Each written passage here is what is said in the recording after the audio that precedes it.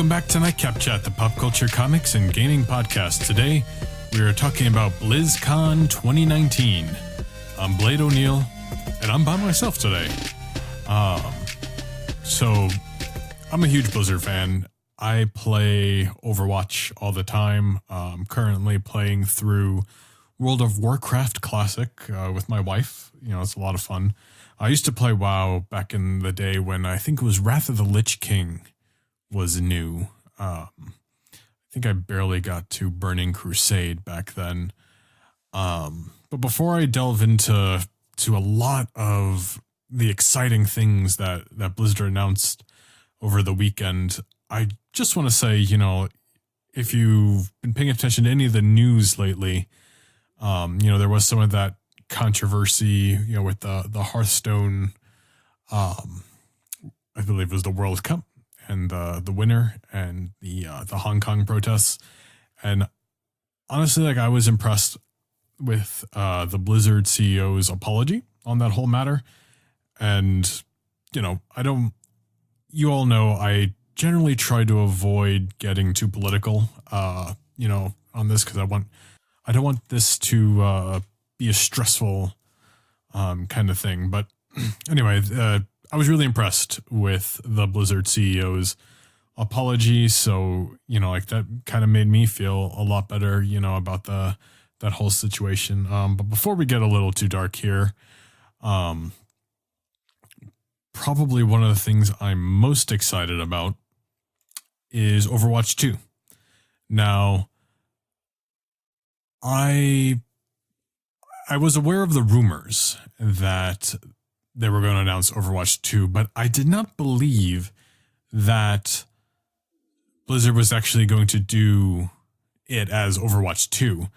I thought if they were going to make another Overwatch game, perhaps it was going to be like a spin-off, you know, like maybe, I don't know, like a Left 4 Dead kind of game, you know, maybe something that's very story-driven. It's technically right to an extent. However, this is, you know, the next game in the Overwatch franchise. Now, you know, anyone who plays Overwatch, you know, you've been unlocking all of these different, you know, outfits for characters and sprays and voice emotes. You know, and I was just playing Junkenstein's Revenge, you know, over the last few weeks, trying to unlock, you know, some of the new skins and, you know, some of the older ones as well. You know, I have all of Farah's and Mercy's unlocks aside from their golden weapons. You know, I've been working hard, you know, on doing that because they're two of my favorite characters. And it was really cool to see that all of that is going to transfer over, which is crazy. You know, I want to even say, you know, this is unprecedented for something like this. So Overwatch 2 is also going to be cross-platform is not the right word, but compatible with Overwatch 1. So you're still going to be able to play with your friends, you know, on the old story modes. Your friends on Overwatch 1 aren't going to have the new heroes and new maps from what it's sounding like here. But yeah, I mean, we're getting a story mode. And how about that cinematic at the beginning? And I'm probably going to say this about every topic that I'm going to be addressing, but the cinematic, like, just had me on edge. And honestly, like, I almost thought Winston or May or someone was going to die, you know? I guess I fell for it. I guess we should have realized that, or I should have realized that Blizzard wouldn't quite go there, at least just yet. But it was a great cinematic, you know, like, Overwatch is back, you know, within the Overwatch universe. They have reassembled, and, you know, Winston, May, and Tracer have done that. And, you know, we had Mercy show up, Reinhardt, Genji, Brigitte. It was a really fun cinematic. And then, so we have the new PvP mode called Push. And I did watch the deep dive panel that kind of discussed, you know, some of that. So it's going to be used in next year's Overwatch League, from what I understand. And it also seems like, and I could be wrong, but it seems like push is also going to be added to Overwatch 1. I just don't know if any new maps are coming to that for Overwatch League, which is interesting. So like that wasn't completely clear to me. But I mean, like, so far it seems like Blizzard is doing an incredible job on handling the second installment of Overwatch. And it seems like the new engine that they're using for Overwatch 2 is going to be updated into Overwatch 1, I guess we'll call it now. Which is also really interesting. And some of the new hero skins are also really neat. A lot of little hair adjustments, but like, the spirit of the characters, we're all certainly there. Like, I'm not much of a Tracer fan, but Tracer looks good. Mercy, she looks great. I'm a little biased. I love Mercy. She's one of my favorites. And I've got to say, I never really cared for Reinhardt, but first of all, his new skin is awesome. He's got a big long white beard now and long white hair, and it looks great on that character. And I'm starting to like him a little more, but more so than that, what's kind of drawing me into this character is the voice actor, Darren DePaul. He hosted the, I believe it's called the Community Night for Blizzard. So there was like a cosplay contest, an art contest, and a short film contest, and some kind of talent contest, a lot of singing stuff. But anyway, first of all, he was an incredible MC for this event, and he seems like such a great, fun person, and it just goes to show you how, just being awesome, goes a long way. Being a good person, like, people see and respect that, and you can get fans just for being cool, and those people want to support you, because of that. I think Jason David Frank, I'm getting a little off topic here, is a great example. He played the Green Ranger in the original MMPR, and I met him 1 year at Phoenix Comic Con, and he was just awesome. And his panels were great. It's you can just tell that they're good people. So like, I might have to get the Reinhardt pop and action figure now, because I mean, he just seemed incredible. But yes, Reinhardt has a new look as well. It looks great. I'm definitely going to have to be equipping that skin unless they come out with something better. Because right now, I think I just have the Halloween skin on him, because otherwise, like, none of Reinhardt's skins really stuck out for me. So I'm really digging Reinhardt's new look. So one of the first things that Blizzard unveiled was the Diablo 4 cinematic. And I had a feeling it was Diablo when it began, just because of the feeling and some of the things going on there. But wow, I never played much of Diablo. I've played through about half of Diablo 3, and it's not that I didn't like it. I just I was trying to finish it with my friends, and it's just kind of something that we kind of just fell out of. And I'd still really like to finish it, and I really enjoyed Diablo 3, and the gameplay was really fun. And I like playing games like that kind of isometric gameplay. I think games like that are more fun with friends.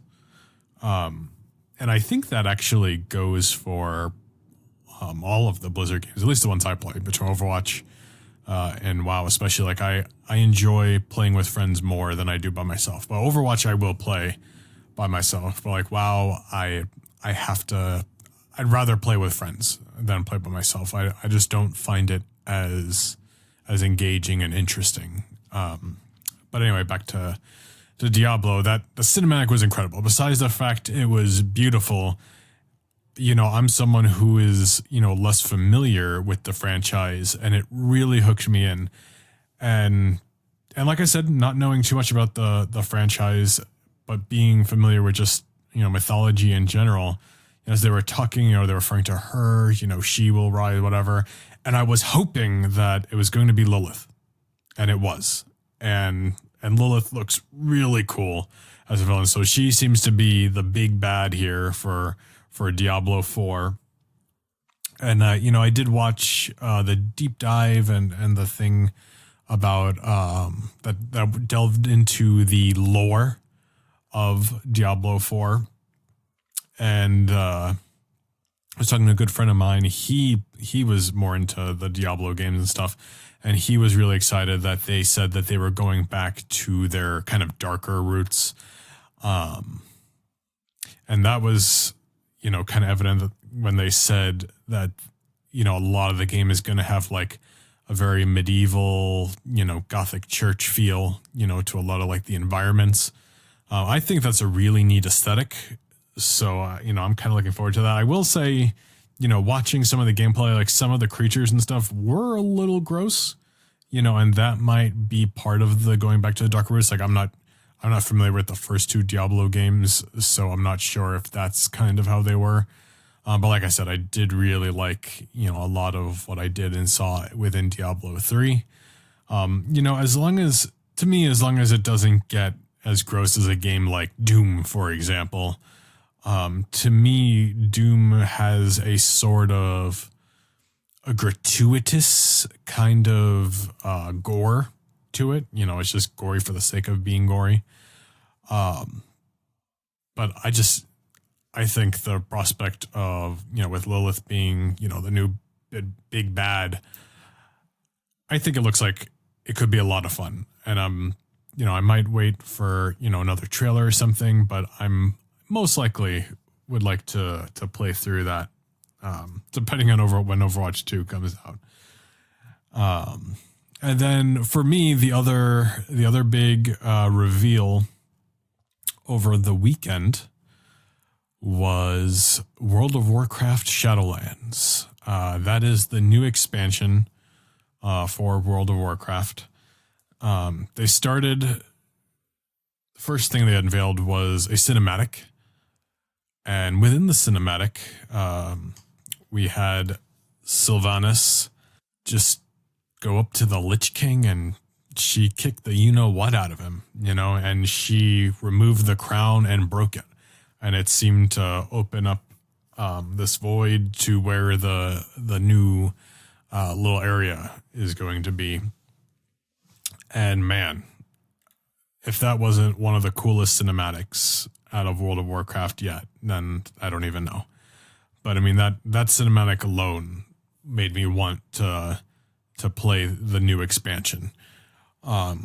What's kind of sold me even more and is kind of, drawing me back in to get back into retail.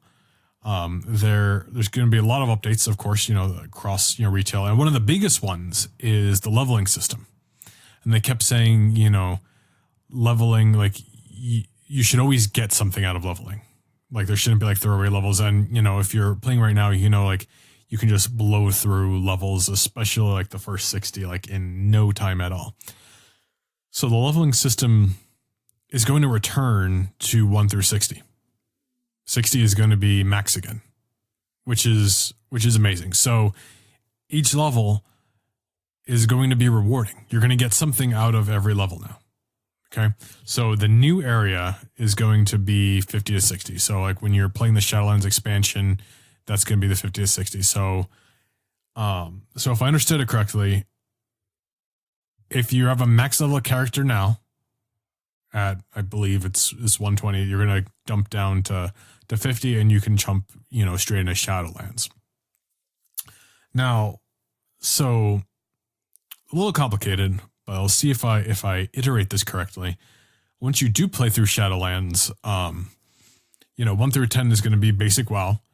And then, 11 through 50, you pretty much have a choice of which expansion you get to play through. And they're doing this weird little system with I believe it's one of the gnomes, and she does like this time thing of like, oh, I've seen you've done this before, and that's a really bad explanation. But even though I was playing back in the Wrath of the Lich King days, like I haven't actually played through Wrath of the Lich King, and I really want to do that. And so now I think it's an incredible time to get back into WoW, because I'm gonna have this opportunity to actually do that. So, Blizzard, in my opinion, really seems to, I don't know, just be getting it together. We'll see if this all ends up being as good as it sounds, but,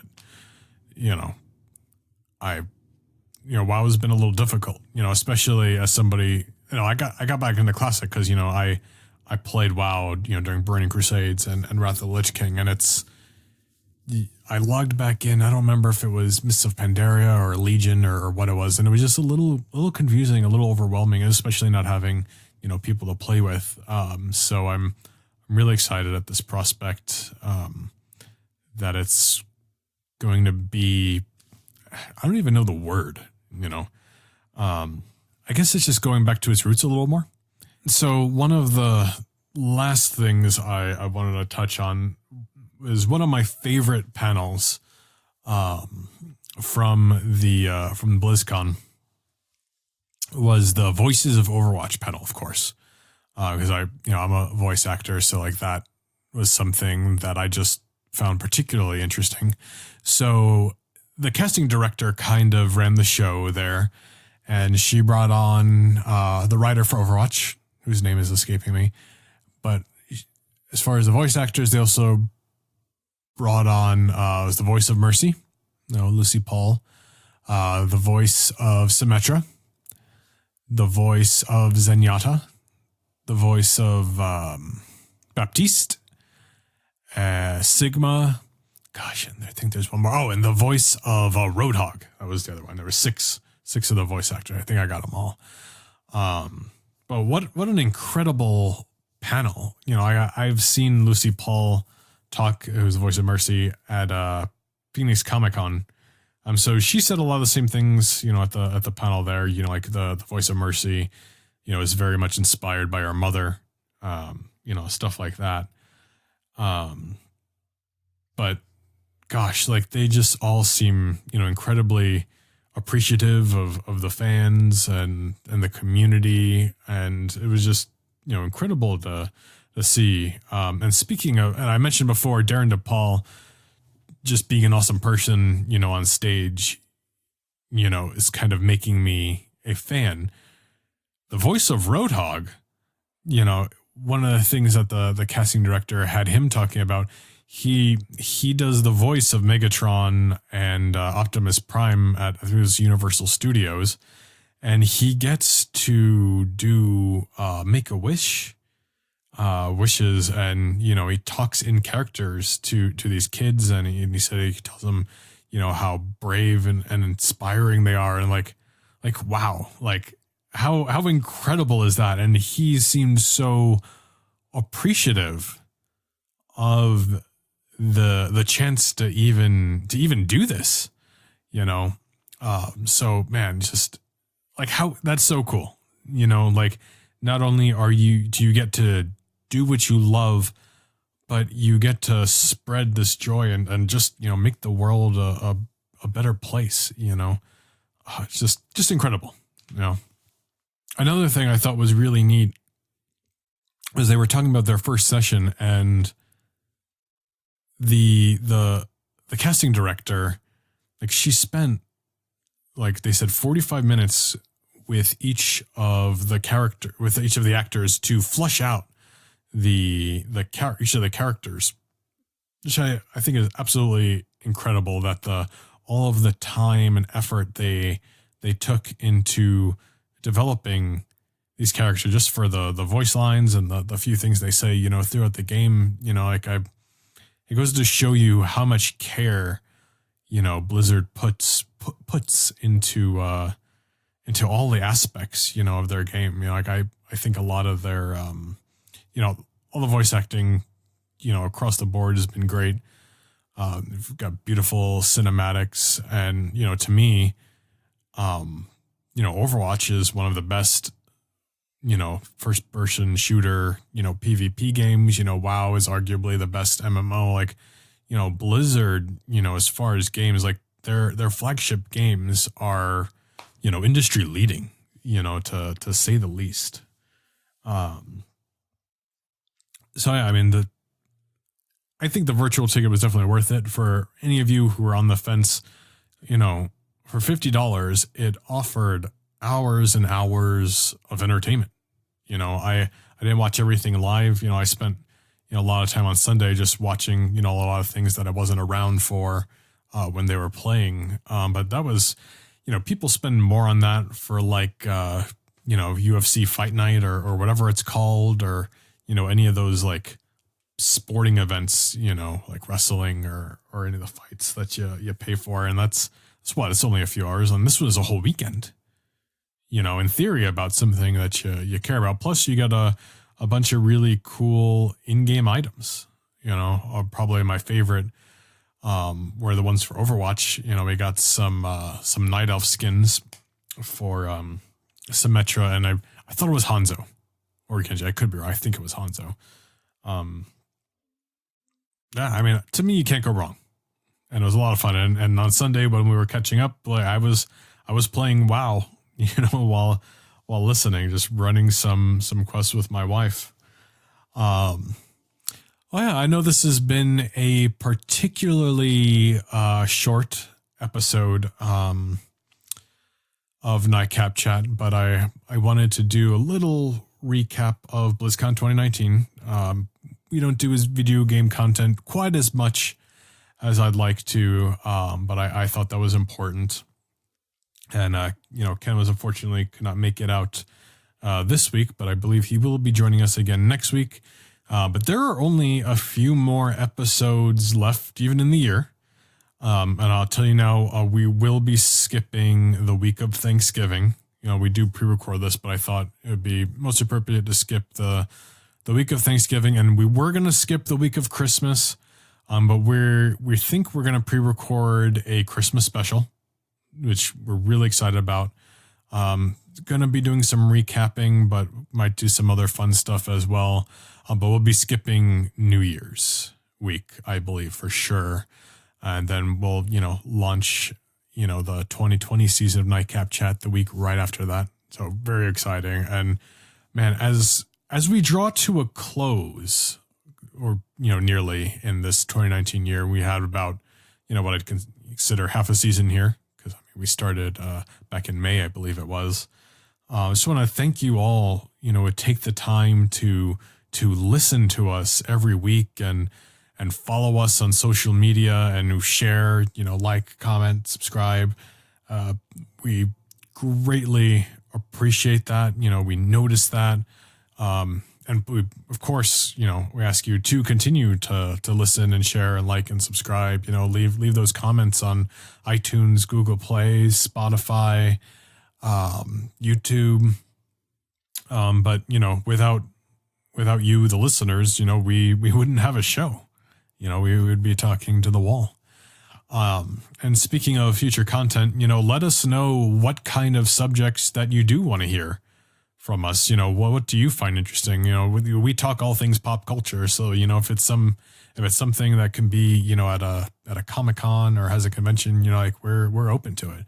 Movies, TV, video game, and, comics are just easy. Ken owns a comic shop. I love comics, especially Marvel Comics and X-Men, so that stuff's easy, but we want to bring you more, and more different content.